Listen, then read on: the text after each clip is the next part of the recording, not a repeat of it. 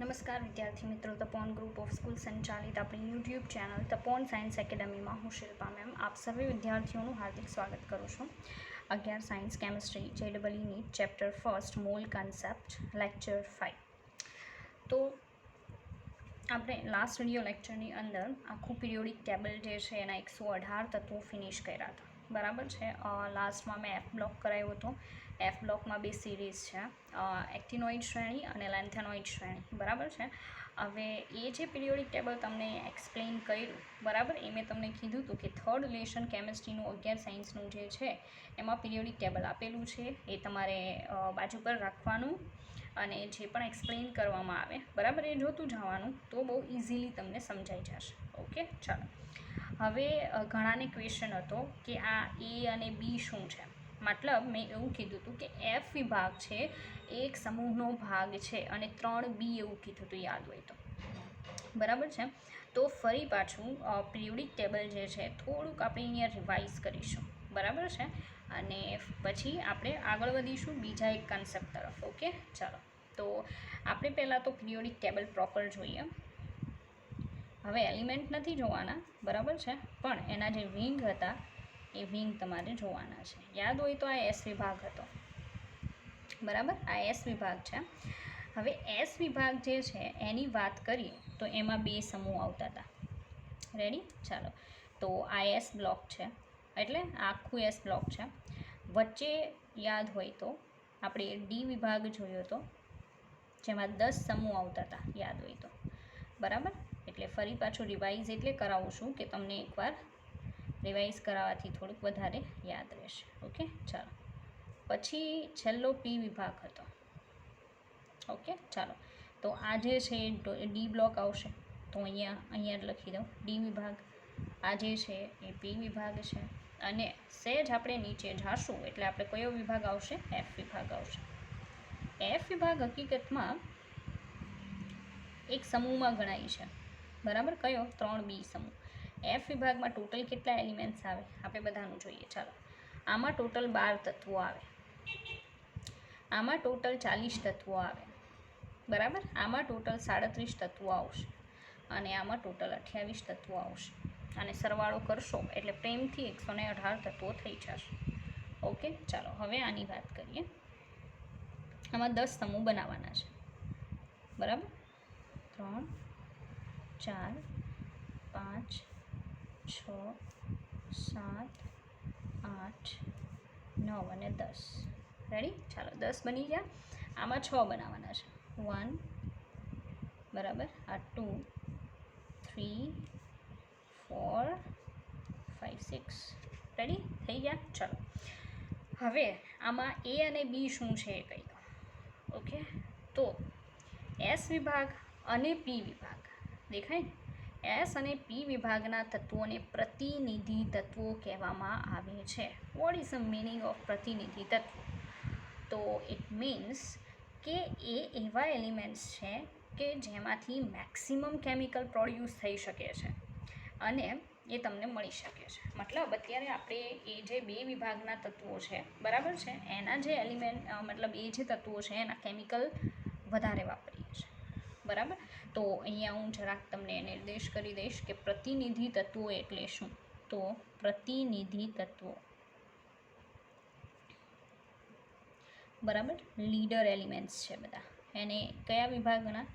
S વિભાગ અને પી વિભાગ. રેડી. એસ અને પી વિભાગના તત્વો છે એને પ્રતિનિધિ તત્વો કહેવામાં આવે છે, બરાબર. હવે બીજી બાબત કે આ જે એસ અને પી વિભાગમાં જે સમૂહો પડે છે ને એના નંબરની પાછળ એ લગાવાય છે. શું લગાવાય? એ. લેટિન નંબર્સ પ્લસ એ લગાવાય છે. હવે ઘણા લોકો ચોપડીમાં જોશે ને તો એમ કહેશે કે ના, અહીંયા તો એ નહીં બી છે, બરાબર. બટ પહેલાં જ કહી દઉં, ચોપડીમાં પ્રોબ્લેમ છે. રેડી. તો તમે જ્યારે પિરિયોડિક ટેબલ જોવો ત્યારે હું જે કરાવું છું એ પ્રમાણે એમાં ચેન્જીસ કરી શકો, કોઈ પ્રોબ્લેમ નથી, બરાબર. તો ફરી પાછું કહી દઉં કે જ્યારે એસ અને પી વિભાગના જે સમૂહો છે એનું નંબરિંગ કરો ત્યારે લેટિન નંબર્સ અને પાછળ એ લાગશે. એ ફોર પ્રતિનિધિ તત્વો. ઓકે, ચાલો. તો જરાક સમજાવી દો કઈ રીતે નંબરિંગ થાય છે. આને કહેવામાં આવે છે 1A. હરખાઈ ધ્યાન આપો. 1A. આને કહેવામાં આવે છે 2A. બરાબર, લેટિનમાં નંબર્સ આવડતા હશે આઈ થિંક. બરાબર છે. ચાલો, હવે એ વચ્ચે તો આવવાનું નથી, તો પી વિભાગમાં એ આવશે ને, તો અહીંયા 3થી ચાલુ થઈ જાય. 3A. બરાબર, આ 4A, આ 5A, આ 6A, આ 7A અને આ 8A. બરાબર. જો કે આને તમે આ નંબર નથી આપતા તો પણ ચાલશે. આને શૂન્ય સમૂહ કહેવામાં આવે છે, 0 નંબર. બરાબર છે, એવી રીતે. અને જો સળંગ નંબર આપવા હોય આપણા ગુજરાતી નંબર્સ પ્રમાણે ઓર ઇંગ્લિશ નંબર પ્રમાણે તો સીધા લાઈનમાં આવશે 1 2 3 4. ઓકે, એ પણ હું દર્શાવીશ. પહેલાં આ દર્શાવું છું. 1A, 2A, 3A, 4A, 5A, 6A, 7A, 8A. બરાબર, 8 એમાં ચાલશે. બરાબર, પણ આ વચ્ચેવાળા છે એનું શું? એને તો એ નથી મેળવ્યો, એ પ્રતિનિધિ તત્વો પણ નથી. બરાબર, ચાલો હવે એમાં એકદમ કોન્સન્ટ્રેટ કરવું છે આ ડી વિભાગના સમૂહોને નંબર આપું ને એમાં, કારણ કે કેમેસ્ટ્રી મારું પોતાનું નથી. બરાબર છે, જે બીજાએ ફાઇન્ડ કરેલું છે, જે મેં સમજી લીધું છે એ હું તમને એક્સપ્લેન કરું છું. બરાબર છે, તો કેમેસ્ટ્રી એવી વસ્તુ છે કે જેમાં અપવાદો ઘણા બધા છે. બરાબર છે, હવે સાયન્ટિસ્ટોએ એની રીતે રિસર્ચ કરતાં એને જે પ્રોપર લાગ્યું એ વર્ક કર્યું છે. બરાબર છે, આપણા સુધી પહોંચ્યું છે, આપણે એને સમજવાનું છે. આપણી પાસે બીજો કોઈ ઓપ્શન નથી. બરાબર, ચાલો હવે કન્ડિશન શું છે આમાં જોજો, પ્રોપર જોજો. નંબરિંગ આપણને લાગે કે અહીંયાથી સ્ટાર્ટ થશે, but it's not that so. બરાબર, એ પ્રમાણે નથી. નંબરિંગ અહીંયાથી સ્ટાર્ટ થાય છે. બરાબર, અહીંયા 1B આવે છે, 1B. બરાબર, બધાને આશ્ચર્ય થશે, બટ મારા અને તમારા માટે આ જ છે. બરાબર છે, 1B, પછી આવશે 2B. બરાબર, 3B અહીંયા આવશે, 3B. Okay, 4B, 5B, 6B, okay, 7B. અને હવે તમારા આશ્ચર્યની વચ્ચે આ જે 3 સમૂહ છે ને એને હયારું 8B કહેવાય છે. 3 સમૂહને હયારું 8B કહેવાય છે. ફરી પાછું લેટિનમાં એ અને બી સાથે મેં નંબરિંગ કરેલું છે. બરાબર છે, તમારા માટે બહુ જ ઇમ્પોર્ટન્ટ છે. મેં જે રીતે દર્શાવ્યું છે એ જ રીતે તમે દર્શાવશો તો તમને પ્રોબ્લેમ નહીં થાય. રેડી? ચાલો ફરી પાછું ડી વિભાગમાં નંબરિંગ ચાલુ થશે છેલ્લેથી બીજા નંબરથી 1B, 2B, 3B, 4B, 5B, 6B, 7B. અને આ જે 3 છે ને 7B પછીના એને હયારું 8B કહેવાય છે. ઓકે, હવે આપણા ઇંગ્લિશ નંબર પ્રમાણે નંબરિંગ કરો. તો આ ફર્સ્ટ, આ second, third, fourth, fifth, sixth, seventh, બરાબર, 8th, 9th, 10th, 11, 12. ઓકે, તમે જોઈ શકો 12 પછી પી વિભાગમાં 13, 14, 15, 16, 17 અને 18. ટોટલ 18 સમૂહ છે. આવો શબ્દ મેં યુઝ કર્યો તો યાદ હોય તો જ્યારે ઇંગ્લિશમાં નંબરિંગ કરો છો તો તમારે બહુ કોઈ ધ્યાન રાખવાની જરૂર નથી, કારણ કે લાઇનમાં જ ચાલે છે. આપણને એવું તો બહુ યાદ રહે. બરાબર છે, તો આ તો હજી કેમેસ્ટ્રીની શરૂઆત છે. હું એટલા માટે કહું છું કારણ કે તમે પ્રોપર ધ્યાન આપો. બરાબર છે, તો એટલું પણ ડિફિકલ્ટ નથી, કારણ કે નોર્મલી સ્ટુડન્ટ મેક્સિમમ સ્કોરિંગ કેમેસ્ટ્રીમાં કરે છે. બરાબર, જે પ્રોપર ધ્યાન આપે છે એના માટે બહુ ઇઝી છે અને સારો ઓપ્શન છે સ્કોરિંગ કરવા માટે JEE નીટમાં. ચાલો, તો એસ અને પી પ્રતિનિધિ તત્વો 1A, 2A. બરાબર, પછી 3A, 4A, 5A, 6A, 7A, 8A. Okay, બી જે નંબરિંગ કરવાનું બી વાળું ડી વિભાગમાં એમાં 1B, 2B, 3B, 4B, 5B, 6B, 7B અને 8Bમાં 3 આવશે, 8, 9, 10. ઓકે, ચાલો હવે આ જે એફ વિભાગ છે ને, બરાબર, એ એફ વિભાગ કયા સમૂહમાં આવે છે? તો મેં એમ કીધું હતું કે 3B સમૂહમાં આવે છે, કારણ કે આમાં ટોટલ કેટલા આવર્ત આવે છે? ડી વિભાગમાં 4 આવર્ત આવે ને. કયા કયા? 7, 6, 5, 4. એટલે 4, 5, 6, 7. એમાં આજે છે 6ઠ્ઠા આવર્તમાં આવશે અને આ 7મા આવર્તમાં આવે છે. મતલબ અહીંયાનું પહેલું એલિમેન્ટ આવે એટલે આખું આવડું આ પહેલી શ્રેણી ચાલુ થાય. જે કયા સમૂહમાં આવશે? 3B સમૂહમાં જોડાઈ જશે. પછી સાતમો આવર્ત છે એમાં પહેલું તત્વ આ ગણવાનું, પછી તરત આખું આ સિરીઝ ગણવાની. તો એ કયા સમૂહમાં આવે? 3B સમૂહમાં. તો હું અહીંયા જરાક દર્શાવી દઉં છું, જે તમારે પણ નોટ કરી લેવું કે સમગ્ર F વિભાગ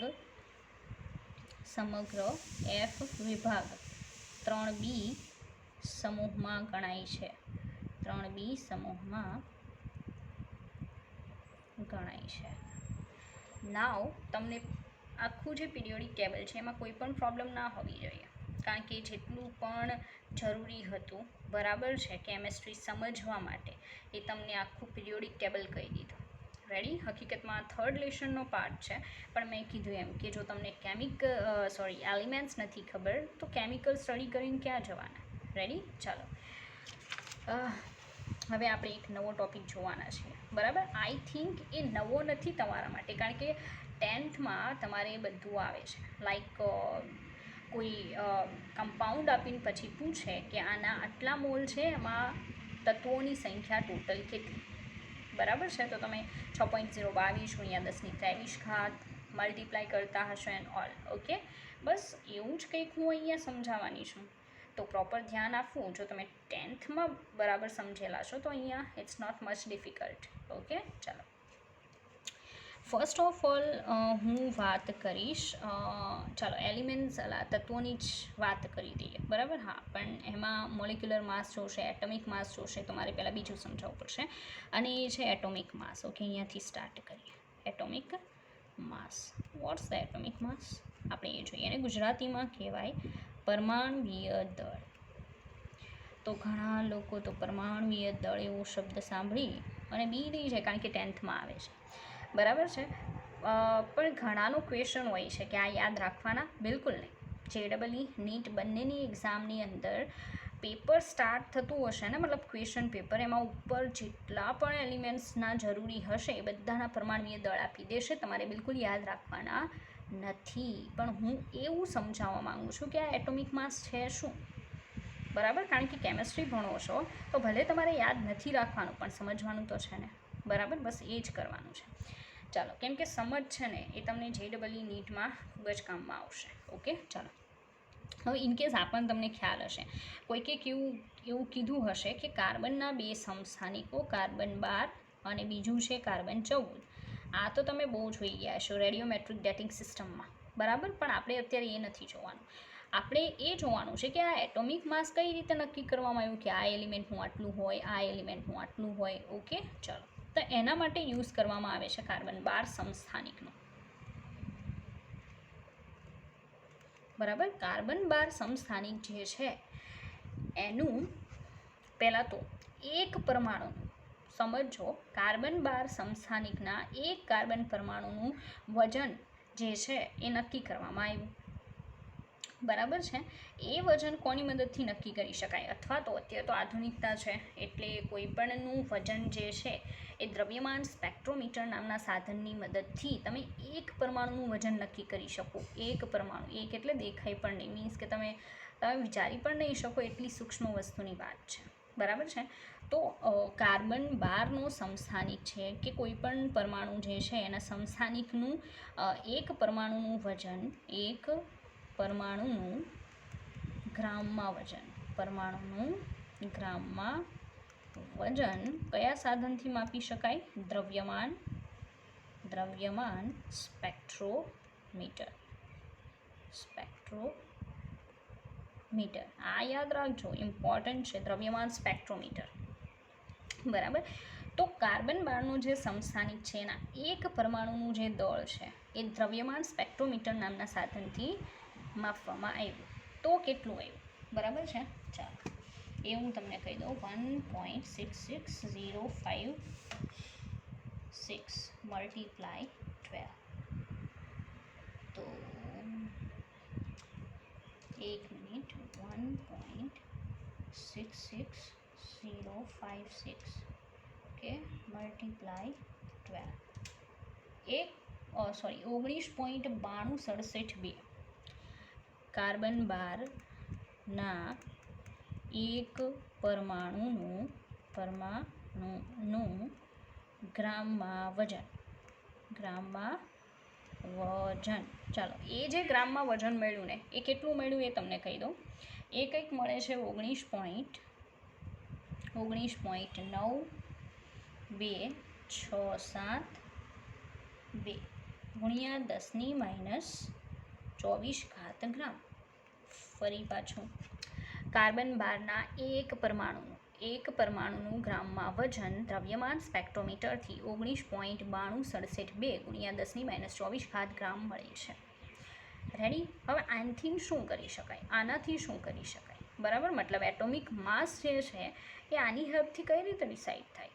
તો વૈજ્ઞાનિકોએ એવું ડિસાઇડ કર્યું હતું કે ભાઈ આપણી પાસે કોઈ પર્ટિક્યુલર યુનિટ તો છે નહીં, કોઈ એવું સાધન પણ પહેલાં નહીં હતું. આ દ્રવ્યમાન સ્પેક્ટ્રોમીટર તો અત્યારે, બરાબર, તો કોઈ એવું પર્ટિક્યુલર સાધન નહોતું. એટલે એ લોકોએ વિચાર્યું કે કાર્બન 12 જે સમસ્થાનિક છે એના એક પરમાણુના વજનનો 12મો ભાગ, બરાબર, એના એક પરમાણુના ગ્રામમાં વજનનો 12મો ભાગ, બરાબર છે, એ જે 12મો ભાગ છે એના કેટલા ગણું બીજાનું વજન થાય છે, બરાબર છે, એ પ્રમાણે જે તે પરમાણુનો પરમાણુ ભાર નક્કી કરવાનો. બરાબર, બસ એ રીતે પરમાણુ ભાર નક્કી કરવામાં આવ્યો. તો સીધી વાત છે, હું અહીંયા તમને ડેફિનેશન આપી દઉં, બરાબર, કે આપણે શું જોઈએ છે, એટલે કઈ રીતે બધું ડિસાઇડ કરવામાં આવ્યું. તો કોઈ પણ તત્વનો પરમાણુ ભાર એટલે કાર્બન 12ના એક પરમાણુના વજનનો 12મો ભાગ, બરાબર, ની સાપેક્ષમાં અન્ય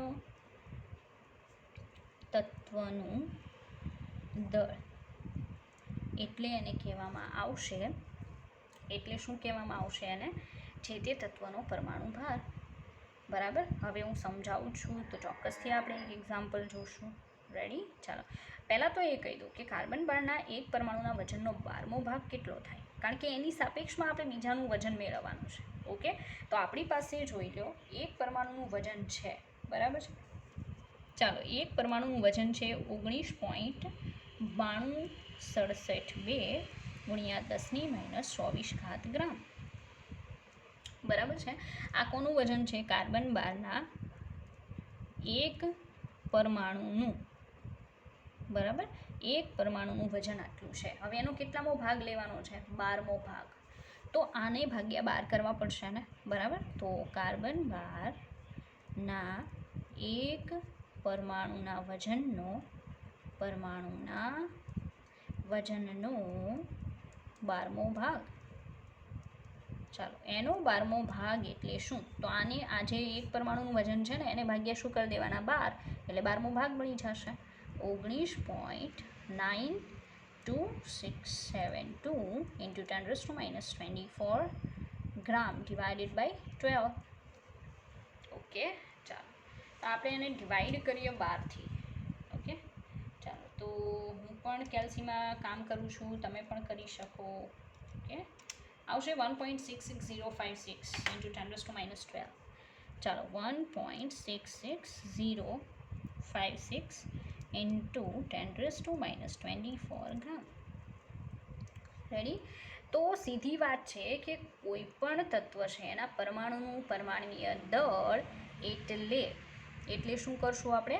આજે આપણને મળ્યું ને 12મો ભાગ, એની સાપેક્ષમાં બીજા કોઈ એલિમેન્ટનું જે વજન મળે છે, રેડી, એને એ જે તે પરમાણુનો પરમાણુ ભાર કહેવાય. આપણે એક્ઝામ્પલ જોઈએ, બરાબર, એટલે તમે બહુ સારી રીતે સમજી શકશો. ચાલો, તો એક્ઝામ્પલ,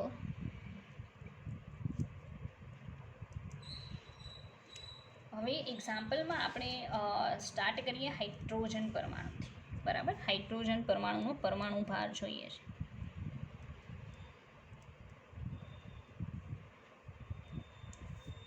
રેડી? હવે એ કન્ડિશન શું થઈ કે પરમાણુ ભાર એટલે એક પરમાણુનું વજન નહીં થાય, બરાબર, એએમયુમાં એટોમિક માસ યુનિટમાં જોતું હોય તો કઈ રીતે. હા, બીજી એક બાબત કહી દઉં, આજે આપણને મળ્યું ને એના બરાબર લખાય એએમયુ. એક એએમયુ એટલે 1 એટોમિક માસ યુનિટ. એટોમિક માસ યુનિટ એક એએમયુ એટલે 1.66056 × 10⁻24 ગ્રામ. તો હાઇડ્રોજન પરમાણુનો પરમાણુ ભાર એએમયુમાં જોતો હોય તો શું કરવાનું, કોઈ પણ માટે શું કરવાનું, એક ઇક્વેશન જ આપી દો એટલે તમારા માટે બહુ ઇઝી થઈ જાય કે કોઈપણનો પરમાણુ ભાર બરાબર, પરમાણુ ભાર કયા યુનિટમાં, એએમયુમાં, નોટ ગ્રામ. ઓકે, જો કે ગ્રામ અને એએમયુ બંને સેમ જ થશે. બરાબર, ચાલો, પરમાણુ ભાર બરાબર શું કરવાનું, જે તે તત્વના એક પરમાણુનું ગ્રામમાં વજન ભાગ્યા 1 એએમયુ ગ્રામમાં. 1 એએમયુ ગ્રામમાં એટલે તમારે આ લખવું પડશે ને. ચાલો, આ એક સૂત્ર થઈ ગયું. હું ઉદાહરણ આપીશ એટલે તમે ફટાફટ સમજશો, પણ હા, તમારી પાસે એક કિંમત હોવી જરૂરી છે. લાઈક આ જે વજન તમે જોવો છો ને, જે તે તત્વના એક પરમાણુનું ગ્રામમાં વજન કોની મદદથી મળે, દ્રવ્યમાન સ્પેક્ટ્રોમીટર. ઓકે, તો દ્રવ્યમાન સ્પેક્ટ્રોમીટર નામના સાધનથી તમારી પાસે જે હાઇડ્રોજનનું એક પરમાણુનું વજન આવે છે એ હોવું જોઈએ, તો તમે એના પરમાણુ ભાર સુધી પહોંચી શકો, એએમયુવાળા. બરાબર, ચાલો તો આપણે જોઈએ. બરાબર, તો હાઇડ્રોજનનો પરમાણુ ભાર બરાબર દ્રવ્યમાન સ્પેક્ટ્રોમીટરથી હાઇડ્રોજનના એક પરમાણુનું વજન માપ્યું તો મળ્યું 1.67 બરાબર 36 × 10⁻24 ગ્રામ. એને ભાગ્યા શું કરી દઈએ આપણે, 1.66056 × 10⁻24 ગ્રામ. ગ્રામ કેન્સલ, 24 કેન્સલ. બરાબર, હવે આપણે શું કરશું કે 1.6736 ભાગ્યા 1.665056 તો આન્સર આવશે 1.0078. 1.0078. આજે તમને મળે છે ને એ એએમયુમાં એટોમિક માસ યુનિટમાં હાઇડ્રોજનનો પરમાણુ ભાર છે. એટલું તો ખબર છે ને કે હાઇડ્રોજનનો પરમાણુ ભાર 1 આવે છે, અણુભાર કેટલો આવે, 2. બરાબર, કારણ કે તમે H2 લખો, અણુ અને પરમાણુમાં ખબર પડવી જોઈએ. રેડી, ચાલો, હાઇડ્રોજનનો પરમાણુ ભાર 1.0078 એટોમિક માસ યુનિટ. બરાબર છે. એએમયુમાંથી તમારે ગ્રામમાં કન્વર્ટ કરવું હોય તો બહુ ઇઝી છે. ચાલો જોઈએ. કહેવાનું કે ભાઈ 1 એએમયુ બરાબર 1.66056 × 10⁻24 ગ્રામ માટે 1.0078 એએમયુ બરાબર ક્વેશ્ચન માર્ક ગ્રામ. કેટલા ગ્રામ આવશે, આ બંનેનું શું કરવાનું, મલ્ટિપ્લિકેશન. તો હાઇડ્રોજનનો પરમાણુ ભાર ગ્રામમાં મળશે 1.66056 10⁻24 મલ્ટીપ્લાય 1.0078 ઇઝ ઇક્વલ ટુ, ચાલો આજે મેળવ્યું એને ગુણ્યા 1.66056 1.6736 બરાબર, શું આવે છે 1.6736 ઇન્ટુ 10⁻24 ગ્રામ.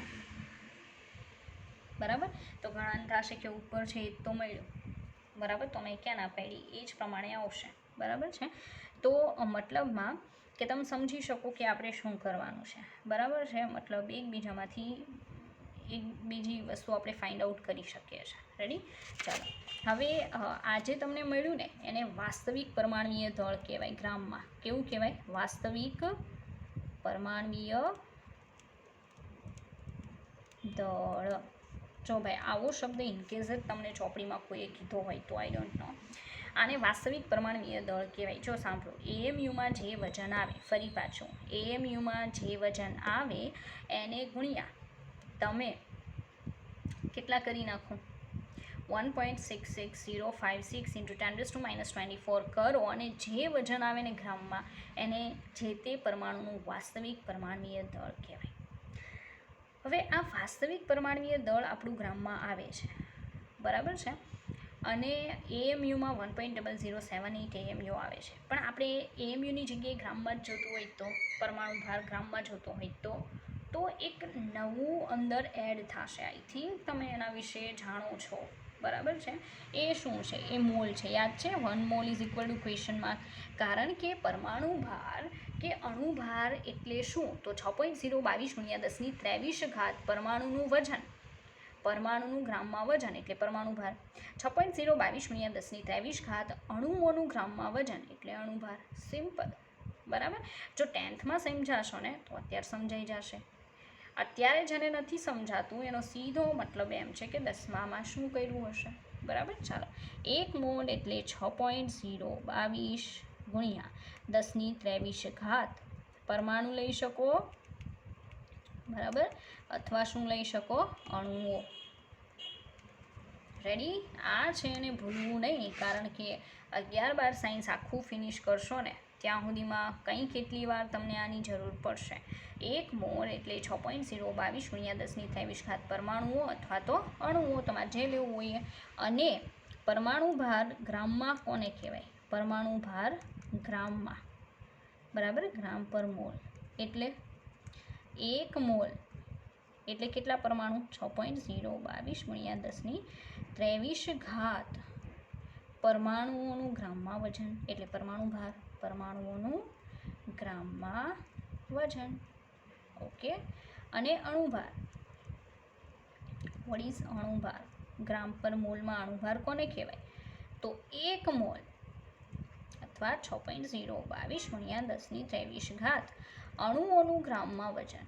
અણુઓનું શું આવશે? ગ્રામમાં વજન એટલે અણુભાર. તો જો ફરી પાછું કહી દઉં, અહીંયા તો મેં ખાલી એક પરમાણુનું વજન લીધું ને ગ્રામમાં. મારે તો જો પરમાણુ ભાર ગ્રામમાં જોતો હોય તો એક પરમાણુનું વજન નહીં પણ કેટલા પરમાણુનું વજન લેવાનું? 6.022 × 10⁻23 પરમાણુનું વજન લઉં તો મને ગ્રામમાં હાઇડ્રોજનનો પરમાણુ ભાર મળે. આ તો એક પરમાણુનું વજન ગ્રામમાં મળેલું છે, પરમાણુ ભાર નથી, એ પહેલાં કહી દઉં તમને. એક પરમાણુનું ગ્રામમાં વજન મને આટલું મળ્યું છે, એને મલ્ટીપ્લાય હું 6.022 × 10⁻23 કરી દઉં એટલે મને 1 મોલ પરમાણુનું ગ્રામમાં વજન મળે, જેને હું પરમાણુ ભાર કહી શકું. ડેફિનેશન સામે છે. પરમાણુ ભાર એટલે 1 મોલ પરમાણુનું ગ્રામમાં વજન. આ તો ખાલી એક પરમાણુનું ગ્રામમાં વજન છે. હવે ત્રિરાશિ મુક્ત આવડે છે ને, મેથ્સમાં બહુ શીખી ગયા 10થમાં, બરાબર. તમે એમ કહેશો કે એક હાઇડ્રોજન પરમાણુનું ગ્રામમાં વજન કેટલું મળ્યું? હમણાં થોડીક વાર પહેલાં તમને 1.6736 × 10⁻24 ગ્રામ મળ્યું ને. તો મારે તો હાઇડ્રોજનના 6.022 × 10⁻23 પરમાણુનું વજન લેવાનું છે, એને જેનો પરમાણુ ભાર કહેવાય ગ્રામમાં. પહેલાં એએમયુમાં મળ્યો ને, હવે ગ્રામમાં મળશે. તો 1 મોલ એટલે કેટલા? 6.022 × 10⁻23 હાઇડ્રોજન પરમાણુઓનું ગ્રામમાં વજન, બરાબર. Question mark gram. We don't know what's the answer is. તો આપણે બંનેનું શું કરવું પડે? મલ્ટીપ્લાય. એવું તો આવડે ને તમને ત્રિરાશિમાં કે અહીંયા અને અહીંયા જે હોય એનું મલ્ટિપ્લિકેશન, અહીંયા જે હોય એ ડિવિડેશનમાં, બટ અહીંયા તો એકડો જ છે. એટલે 1.6736 10⁻24 મલ્ટીપ્લાય 6.022 × 10⁻23 બરાબર. એટલે ગ્રામ પર મોલમાં હાઇડ્રોજનનો પરમાણુ ભાર મળશે, નોટ અણુભાર. અણુભાર ઇઝ બિટ ડિફરન્ટ ફ્રોમ પરમાણુ ભાર, બરાબર છે. ચાલો, તો આપણે જરાક કેલ્સી કરીએ. 1.6736 × 6.022 એટલે આવશે હાઇડ્રોજન, બરાબર. 10.078 બરાબર ગુણ્યા 10ની કેટલી ઘાત? -1 ગ્રામ પર મોલ. રેડી? તો આ 1 ઘાત છે ને, તો હવે એક ઘાત છે એટલે છેદમાં આવશે તો શું થશે? 1 પોઈન્ટ પાછળ ખસે કે શું થાય? ચાલો 10.078 ડિવાઇડેડ બાય 10. રેડી? પોઈન્ટ પાછળ જાય કે આગળ આવે? તો પોઈન્ટ પાછળ જશે ને, તો આન્સર કેટલો આવશે? નહીં, આગળ જશે, સોરી, 1.0078, બરાબર. અને એ શું મળે? ગ્રામ પર મોલ. જો પ્રાઇઝમાં કોઈ ફેર નથી. એએમયુમાં જે પ્રાઇઝ આવે છે ડિટ્ટો પ્રાઇઝ ગ્રામ પર મોલમાં આવે, પણ આપણે કોઈ દિવસ એએમયુ કન્સિડર નથી કરતા. આપણે હંમેશા ગ્રામ પર મોલ કન્સિડર કરીએ છીએ, બરાબર. અને એટલે જ મેં તમને અહીંયા સુધી પહોંચાડ્યા. રેડી? હવે આપણે શું કરવી? તો બીજું એક્ઝામ્પલ જોઈએ, બરાબર, કે જેથી તમને વધારે ખ્યાલ આવશે. ઓકે, ચાલો સેકન્ડ એક્ઝામ્પલ ઓક્સિજનનું જોઈએ. ચાલો, ઓક્સિજનનો પરમાણુ ભાર શોધવાનો છે. ઓક્સિજન, બરાબર, O16, બાકી O18 પણ આવે, આઈ થિંક યુ નો. કોઈએ તમને કીધું હશે તો તમને એનો ખ્યાલ હશે. રેડી? ચાલો, ઓક્સિજન જે છે એના માટે સેમ પહેલાં આપણે એએમયુમાં ફાઇન્ડ કરીએ, બરાબર. એએમયુ થઈ જાય પછી આપણે શું કરશું? ગ્રામ પર મોલમાં ફાઇન્ડ કરીશું. રેડી? મતલબ આમાં જે કામ કરેલું છે ને હાઇડ્રોજનમાં, એ સેમ ત્યાં કરવાનું છે. આપણું સૂત્ર શું હતું? કે કોઈપણનો પરમાણુ ભાર એટોમિક માસ યુનિટમાં, એટલે જે તે તત્વના એક પરમાણુ ગ્રામમાં વજન છેદમાં 1 એએમયુ કરવાનું ગ્રામમાં, બરાબર, અથવા તો 1.66056 ઇન્ટુ 10⁻⁻24 ગ્રામમાં કરી દેવાના. રેડી? ચાલો, તો ઓક્સિજન છે એના એક પરમાણુનું વજન પહેલાં તો આપણી પાસે હોવું જોઈએ, બરાબર. તો એના એક પરમાણુનું વજન ફાઇન્ડ કરવા માટે આપણે શું કરવાનું? તો પહેલાં તો મને એક પરમાણુનું વજન મેળવવું પડશે, બરાબર. તો એ હું જરા મેળવી લઉં. એના માટે 2 મિનિટ જોવું પડશે કે કેટલું વજન આવે છે ઓક્સિજન, બરાબર. ઓક્સિજનનો પરમાણુ ભાર 16. રેડી? ચાલો, તો 16 જે આવે છે, પહેલાં તો 16 ભાગ્યા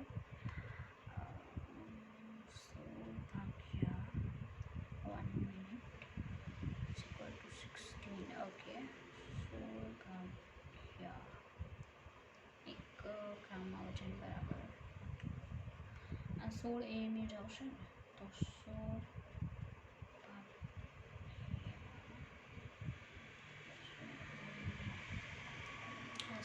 ગુણ્યા 1.66056 is equal to, O God, 16ની જગ્યાએ કેટલા એમયુ?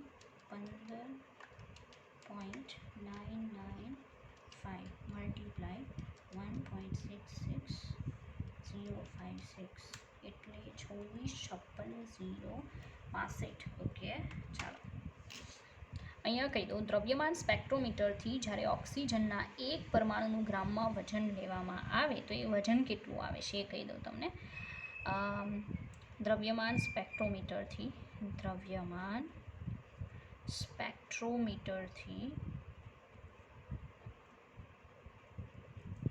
ઓક્સિજનના એક પરમાણુનું વજન, ઓક્સિજનના એક પરમાણુનું ગ્રામમાં વજન, બરાબર. તો એક પરમાણુનું ગ્રામમાં વજન મળશે 26.56065 26.56065 ગુણ્યા 10⁻24 ગ્રામ, બરાબર. આટલું આવશે. હવે આ બધું તમારે યાદ રાખવાની જરૂર નથી, બરાબર છે. આ તો હું તમને એક્સપ્લેન કરવા માટે કે આપણે કઈ રીતે, મતલબમાં કે એએમયુમાં પરમાણુ ભાર મળે, ગ્રામ પર મોલમાં પરમાણુ ભાર મળે, બંનેની પ્રાઇઝમાં કોઈ ફેર નથી, બરાબર છે. પણ જે ગણતરી છે ને એમાં ચોક્કસથી ફેર છે. ઓકે, ચાલો, આપણું સૂત્ર હતું એ સૂત્ર યાદ કરાવી દઉં તમને, બરાબર. આ સૂત્ર હતું ને આપણું કે પરમાણુ ભાર બરાબર એએમયુમાં, કયા યુનિટમાં જોતો છે? એએમયુમાં પરમાણુ ભાર એટલે જે તે તત્વના એક પરમાણુનું ગ્રામમાં વજન ભાગ્યા 1 એએમયુ એમાં ગ્રામમાં, એટલે કે જે પરમાણુ ભાર હોય, એટલે કે ગ્રામમાં વજન હોય એક પરમાણુનું, એને ભાગ્યા 1.66056 10⁻⁻24 ગ્રામ, બરાબર. ચાલો, તો એએમયુમાં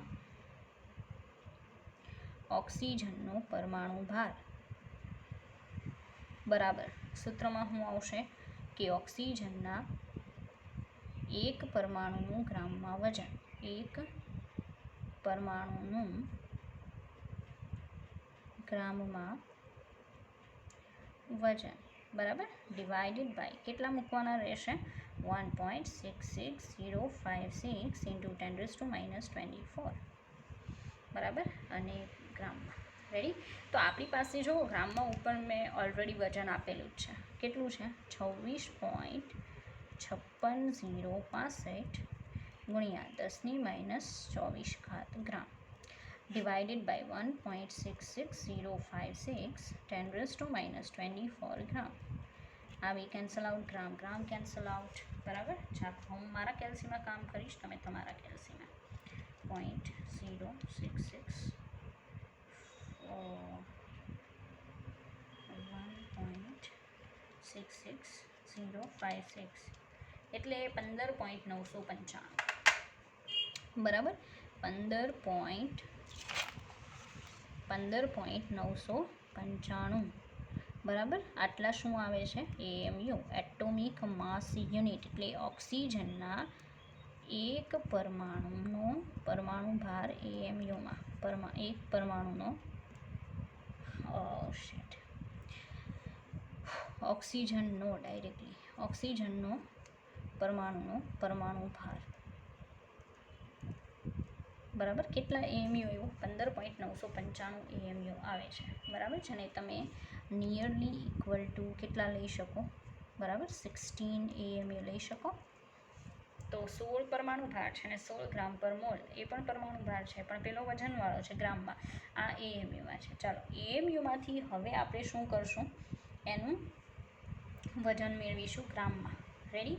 તો આપણી પાસે છે ને એક AMU એટલે કેટલા ગ્રામ થાય? એક AMU બરાબર 1.66056 ઇન્ટુ 10⁻⁻24 ગ્રામ થઈ ગયા, બરાબર. તો ઓક્સિજનના એક પરમાણુનું જે આપણને AMUમાં વજન મળ્યું ને 15.995 AMU એટલે કેટલું ગ્રામ થાય એ આપણે મેળવીએ. તો આ બંનેનું શું થશે? મલ્ટિપ્લિકેશન 1.66056 ઇન્ટુ 10⁻⁻24 મલ્ટીપ્લાય 15.995, બરાબર, ઇઝ ઇક્વલ ટુ, ચાલો બંનેનું મલ્ટિપ્લિકેશન કેટલું થાય આપણે મેળવીએ.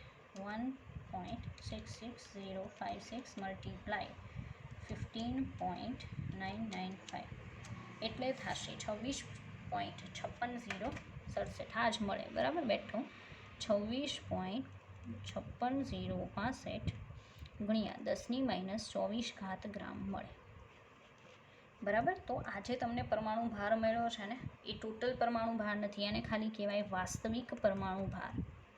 વાસ્તવિક પરમાણુ ભાર. ચાલો વાસ્તવિક પરમાણુ ભાર એટલે એક પરમાણુનું ગ્રામમાં વજન. ફરી પાછું કહી દઉં, એક પરમાણુનું ગ્રામમાં વજન, બરાબર, એટલે શું થાય? વાસ્તવિક પરમાણુ ભાર થાય. રેડી? ચાલો તો આપણને અત્યારે વાસ્તવિક પરમાણુ ભાર એટલે એક પરમાણુનું વજન મળ્યું ને એને કોઈ દિવસ ગ્રામમાં પરમાણુ ભાર ન કહેવાય, બરાબર છે. એક પરમાણુના વજનને પરમાણુ ભાર ન કહેવાય, એક મોલ પરમાણુના વજનને પરમાણુ ભાર કહેવાય. રેડી? તો આ તો એક પરમાણુનું વજન છે. એક મોલ પરમાણુનું વજન લેવું હોય તો 6.022 ગુણ્યા 10⁻23 વડે શું કરવું પડે? મલ્ટીપ્લાય, કારણ કે એક મોલ પરમાણુ કે અણુ એટલે 6.022 ગુણ્યા 10⁻23 થાય. એટલા પરમાણુ છે એનું વજન કરો તો પરમાણુ ભાર મળે. આ તો એક પરમાણુનું વજન છે, જેને કેવું કહેવાય? વાસ્તવિક પરમાણુ ભાર કહેવાય. આપણને વાસ્તવિક પરમાણુ ભાર નથી જોતો, આપણને પરમાણુ ભાર પ્રોપર જોઈએ છે. ઓકે, તો આપણે શું કહેશું કે ભાઈ આ તો એક પરમાણુનું વજન મળ્યું, આપણને તો 6.022 ગુણ્યા 10⁻23 વજન જોઈએ છે. તો એક ઓક્સિજન પરમાણુનું વજન ઇઝ ઇક્વલ ટુ કેટલું આવ્યું? 26.5665 ગુણ્યા 10⁻⁻24 ગ્રામ માટે 6.022 ગુણ્યા 10⁻23 એટલે કેટલા મોલ છે? 1 મોલ. પરમાણુનું વજન બરાબર, ક્વેશ્ચન માર્ક ગ્રામ. રેડી? ચાલો જો ભાઈ ફરી પાછું કહી દઉં કે ઘણા લોકો આજે સમજાવું છું એ સમજીને કદાચ માથું ખંજોળશે, બરાબર, પણ મેં પહેલાં જ કહી દીધું કે આખું 10th બેઝ છે. 10મા ધોરણમાં જે પણ તમને સ્ટડી કરાવતું એને આ બધું તમને એક્સપ્લેન કરવું જોઈએ. અગર એણે એક્સપ્લેન નથી કર્યું તો તમને આનો કોઈ ખ્યાલ નથી, એટલે મારે કામ કરવું પડે છે, બરાબર છે. અને નોર્મલી હું દર વખતે આ કામ કરું છું કે જેથી સ્ટુડન્ટ છે એ પ્રોપરલી સમજી શકે, બરાબર છે. તો અત્યારે તમારો ટર્ન છે કે તમે એને સમજો, બરાબર.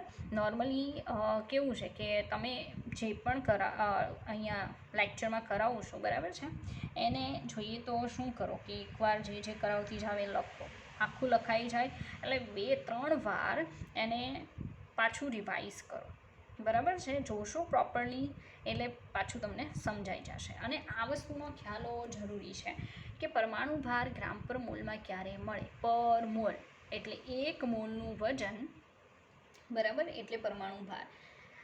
તો કોઈ પણનો અણુભાર કે પરમાણુ ભાર પૂછે એટલે હંમેશા 6.022 × 10⁻23 વડે વજન કે કોઈ પણ વસ્તુને મલ્ટીપ્લાય કરો એટલે 1 મોલ દીઠ મળે. રેડી? ચાલો તો અહીંયા આ બંનેનું મલ્ટિપ્લિકેશન 26.5665 × 10⁻24 એને ગુણ્યા 6.022 × 10⁻23. ચાલો કેટલું મળે છે આપણે જોઈએ. રેડી? તો એને ગુણ્યા 6.022 તો મળશે 159.948 × 10⁻1, બરાબર. આ હેમાં મળ્યું ગ્રામ પર મોલમાં મળ્યું. હવે શું થઈ ગયું? 159.948 / 10 થઈ ગયા 10 એટલે 1 પોઈન્ટ આગળ જશે ને, તો 15.995 ગ્રામ પર મોલ. આને કેટલા લખાય? 16 લખાય ને, ઇઝ ઇક્વલ ટુ 16 ગ્રામ પર મોલ. ધીસ ઇઝ કોલ્ડ ઓક્સિજનનો પરમાણુ ભાર. તો તમે જોઈ શકો એએમયુમાં જે મળે છે એ જ તમને ગ્રામ પર મોલમાં મળશે, બરાબર છે. પણ બંને વચ્ચે ડિફરન્સ છે, બરાબર. સેકન્ડ થિંગ, વાસ્તવિક પરમાણુ ભાર કે વાસ્તવિક અણુભાર એટલે એક પરમાણુ કે એક અણુનું વજન. આ જે અણુભાર કે પરમાણુ ભાર ગ્રામ પર મોલમાં છે ને, બરાબર છે, એ હકીકતમાં 1 મોલનું વજન હોય છે. અને વાસ્તવિક એટલે ખાલી એકનું વજન હોય છે. 1 અને 1 મોલ વચ્ચે ડિફરન્સ છે. રેડી? ચાલો તો આ જે તમે સમજ્યા એ આપણે પરમાણુ ભાર, વાસ્તવિક પરમાણુ ભાર જોયો, એક પરમાણુનું વજન કયા સાધનની મદદથી માપી શકાય એ પણ જોઈ ગયા. રેડી છે? તો હવે આગળ તમને આપણે બીજો ટોપિક જોઈશું, બરાબર છે. બીજા ટોપિકમાં ડાયરેક્ટલી બહુ ઇમ્પોર્ટન્ટ છે આઈ થિંક નીટવાળા માટે, જોકે જેડબલ્યુવાળા માટે પણ એટલું જ અગત્યનું છે. સરે આ ટાઈપનો સમ આઈ થિંક તમને કરાવી દીધું હશે કે મેં સમસ્થાનિક એવો શબ્દ કીધું તો ઘણાને લાગતું હશે કે ભાઈ what is the meaning of સમસ્થાનિક, બરાબર છે. આઇસોટોપ્સ પરમાણુ ભાર સરખા હોય, બરાબર છે, પરમાણુ ક્રમાંક સરખા હોય પણ પરમાણુ ભાર જુદા જુદા હોય તો એને એકબીજાના શું કહેવાય? સમસ્થાનિક કહેવાય. તો અહીંયા દર્શાવું છું. ઓકે, સમસ્થાનિકો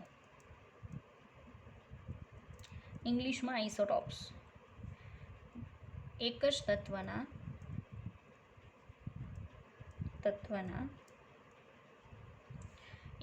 તત્વના બે પરમાણુઓના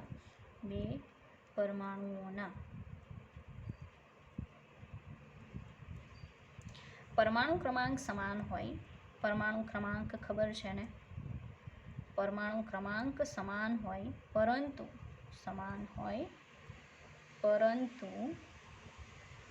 પરમાણુ ભાર જુદા જુદા હોય. પરમાણુ ભાર જુદા જુદા હોય તો તેને એકબીજાના સમસ્થાનિકો કહે છે. એકબીજાના સમસ્થાનિકો કહે છે. ઓકે, ચાલો એક્ઝામ્પલ જોઈએ. યુ નો વેરી વેલ કે કાર્બન 14 એન્ડ કાર્બન 12. આગળ 6 તો જો પરમાણુ ક્રમાંક સમાન છે પણ પરમાણુ ભાર કેવા છે? જુદા જુદા. તો આ બંનેને એકબીજાના શું કહેવાય? સમસ્થાનિકો કહેવાય.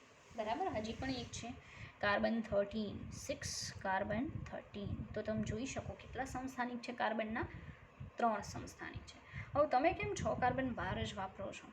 Have you ever try to understand?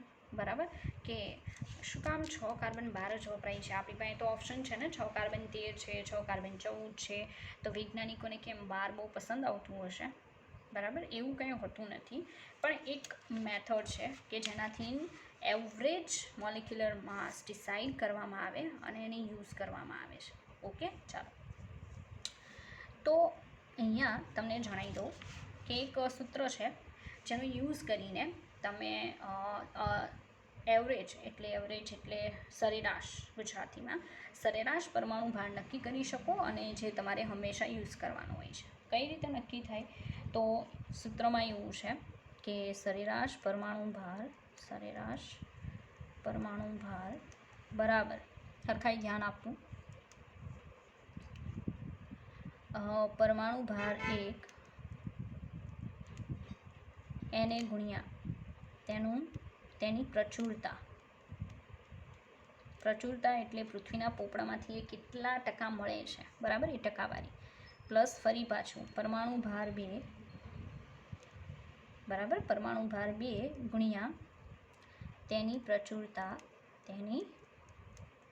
પ્રચુરતા plus ફરી પાછું પરમાણુ ભાર 3 એને ગુણ્યા તેની પ્રચુરતા. રેડી? અને એ જે આવે છે, બરાબર છે, એનું આપણે ડિવિડેશન કરી નાખીએ. તો ડિવિડેશન કેટલા?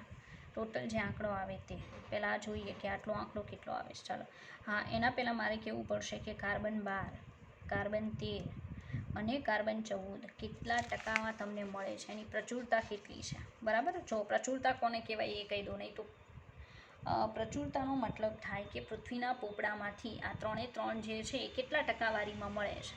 કાર્બન 12 જે છે એ સૌથી વધારે 98.892% મળે, 98.892% મળે છે. ચાલો, આની પ્રચુરતા મળી ગઈ.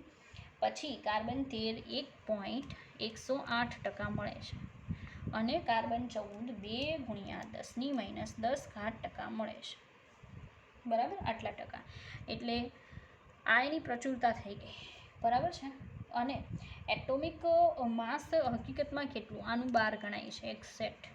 આ છે એનું 13.00335 હોય છે અને લાસ્ટ વન છે એનું 14.00317 હોય છે.